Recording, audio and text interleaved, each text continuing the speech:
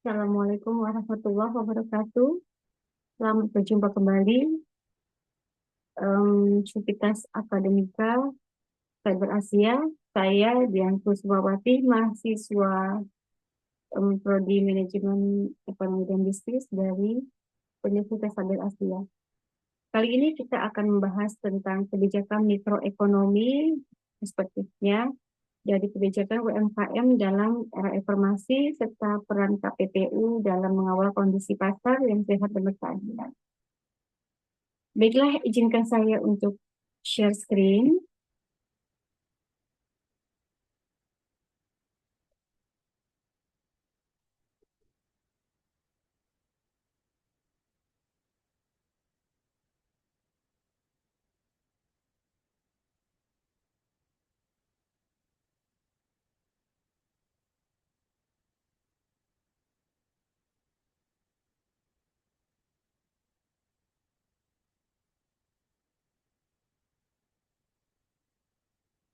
Ya,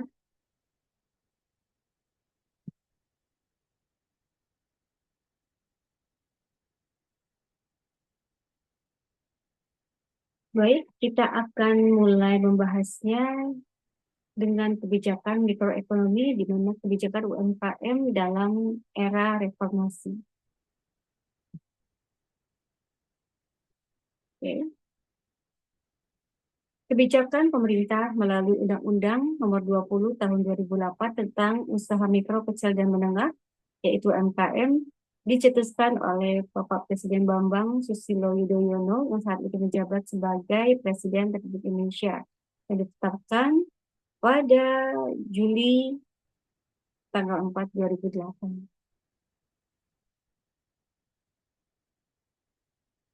Latar belakang dari kebijakan tersebut adalah ketika pasca moneter, Indonesia melalui bidang UMKM-nya menunjukkan bahwa sektor tersebut dapat menjadi penyelamat ekonomi nasional ketika sektor koperasi besar mengalami kemunduran. Pemerintah mengakui ternyata potensi besar sektor UMKM sebagai pendorong utama pertumbuhan ekonomi, penciptaan lapangan pekerjaan, dan pengentasan kemiskinan. Namun, ternyata UMKM menghadapi berbagai hambatan, seperti di antara terbatasnya pendanaan, teknologi, pasar, dan infrastruktur. Oleh karena itu, Undang-Undang Nomor 20 Tahun 2008 disusun untuk memberikan kerangka hukum yang mendukung pengembangan dan pemberdayaan UMKM secara berkelanjutan. Di mana isi dan tujuan kebijakan tersebut adalah untuk memberikan perlindungan hukum bagi UMKM, serta mengatur definisi, kriteria, dan klasifikasi UMKM sehingga mendapat perhatian khusus dari pemerintah. Ada juga tentang fasilitasi pembayaran atau pembiayaan, di mana untuk meningkatkan akses UMKM ke lembaga keuangan, termasuk melalui program kredit usaha rakyat atau KUR yang dicanangkan pada tahun yang sama. Kemudian adanya penguatan kapasitas dan daya saing, di mana menyediakan pelatihan, kemudian juga pemerintah mengadakan bimbingan teknis, mendukung teknologi untuk meningkatkan produktivitas UMKM. Selain itu juga pemerintah mendorong kemitraan, kuat kolaborasi antara UMKM dan perusahaan besar untuk meningkatkan akses pasar.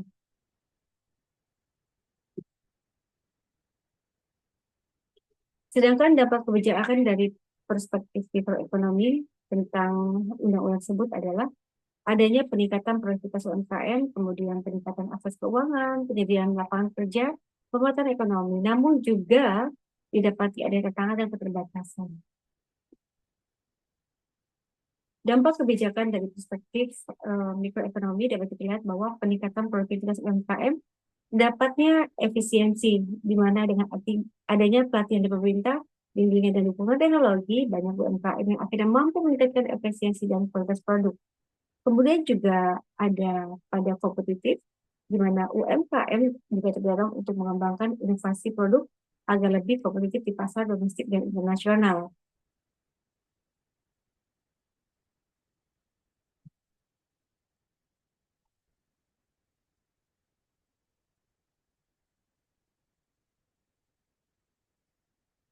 Selanjutnya, dampak kebijakan dari perspektif mikroekonomi tersebut adalah adanya peningkatan akses keuangan, di mana UMKM mendapatkan kucuran dana dari program kredit usaha rakyat atau KUR sebagai bagian dari implementasi kebijakan ini memberikan akses pembiayaan kepada UMKM dengan bunga rendah dan tanpa agunan besar. Hal ini menyebabkan investasi meningkat, di mana investasi lebih besar. UMKM dapat membeli mesin, bahan baku, atau memperluas usaha. Namun juga ada peningkatan pendapatan di mana modal yang lebih besar meningkatkan kapasitas produksi sehingga mendapat pendapatan meningkat. Kemudian dampak kebijakannya dapat kita lihat dari penyedia lapangan pekerjaan di mana UMKM yang merupakan penyerap tenaga kerja terbesar Indonesia eh, yang dengan bantu pemerintah akhirnya banyak usaha mikro dan kecil mampu berkembang menjadi usaha menengah dan dapat menyerap lebih banyak lagi tenaga kerja, baik dari sektor informal maupun formal. Kemudian juga dapat kita lihat bahwa adanya pemerataan ekonomi, sehingga tidak hanya di kota-kota, namun daerah terpencil pun dapat merasakan dari kebijakan Undang-Undang Nomor 20 ini. Kebijakan ini memperkuat sektor usaha mikro dan kecil yang tersebar di berbagai wilayah, termasuk daerah terpencil, sehingga mendukung pemerataan ekonomi nasional. Hingga dapat juga pendapatan meningkat di berbagai sektor dengan berkembangnya UMKM di daerah, pendapatan masyarakat meningkat dan mendorong pertumbuhan konsumsi lokal.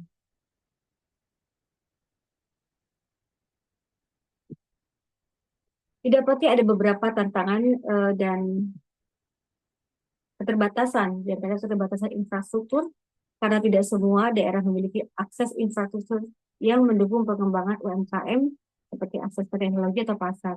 Sedangkan didapat juga ternyata ada ketergantungan pada kredit, di mana melalui program KUR sangat membantu beberapa UMKM menjadi terlalu bergantung pada pembiayaan eksternal tanpa strategi pengelolaan keuangan yang matang. Saya itu juga tantangannya adalah persaingan pasar di mana globalisasi dan masuknya produk impor menambah tantangan bagi UMKM dalam bersaing di pasar lokal.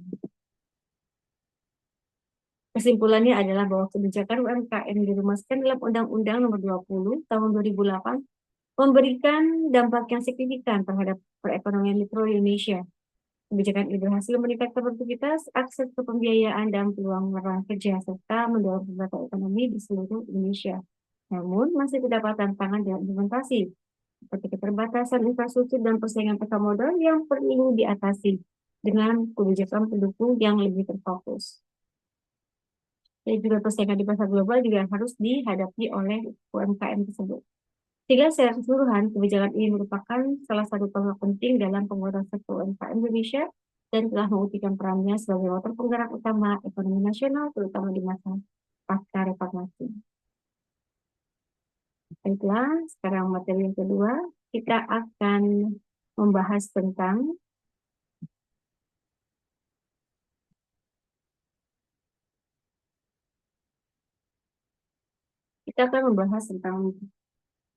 KPPU, di mana KPPU di sini berperan sebagai badan atau lembaga yang mengawasi berjalannya ekonomi atau usaha di Indonesia.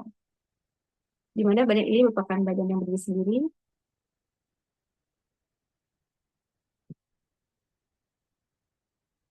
Oke,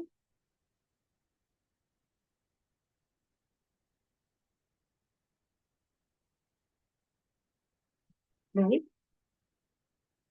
Dapat inilah peran KPPU dalam mengawal kondisi pasar yang sehat dan berkeadilan. Komisi Pengawas Persaingan Usaha atau KPPU adalah lembaga independen yang bertugas mengawasi praktik persaingan usaha untuk menciptakan kondisi pasar yang sehat. Dibentuk berdasarkan Undang-Undang Nomor 5 Tahun 1999 tentang larangan praktik monopoli dan persaingan usaha tidak sehat. KPPU juga memiliki mandat untuk mencipta dominasi pasar yang merugikan masyarakat. Sehingga dalam konteks ekonomi dan bisnis, keberadaan KPPU menjadi penting untuk menjaga keseimbangan antara kepentingan pelaku usaha, konsumen, dan stabilitas ekonomi nasional. Dapat beberapa fungsi dan peran KPPU dalam kondisi pasar, di antaranya adalah mencegah praktik monopoli dan oligopoli, melindungi konsumen, mendorong investasi, inovasi, dan persaingan sehat, serta mengawasi merger dan akuisisi.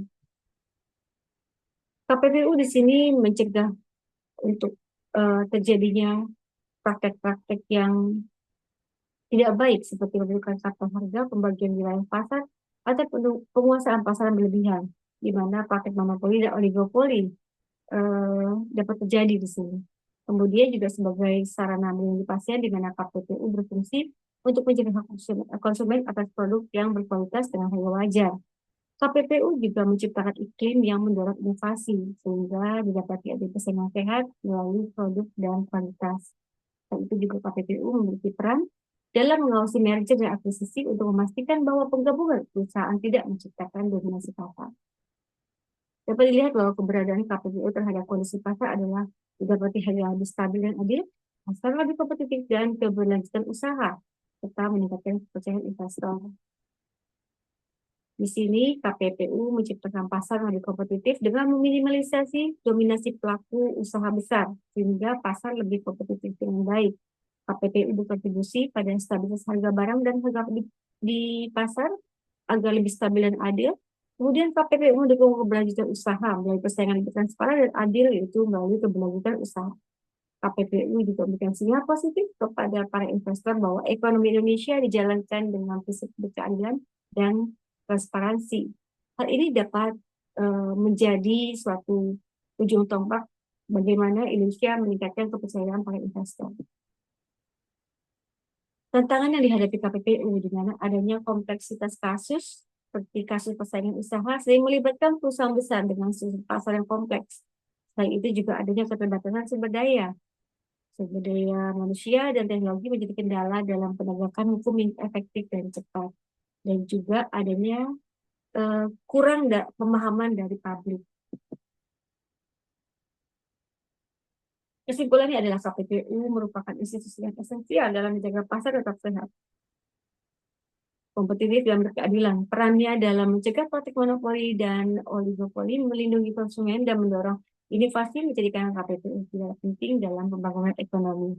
Namun, untuk menghadapi tantangan yang ada, KPPU terus meningkatkan kapasitasnya, berkuat sinergi dalam uh, tugasnya sebagai pemangku kepentingan, dan menyosialisasikan pentingnya persaingan usaha yang sehat kepada masyarakat.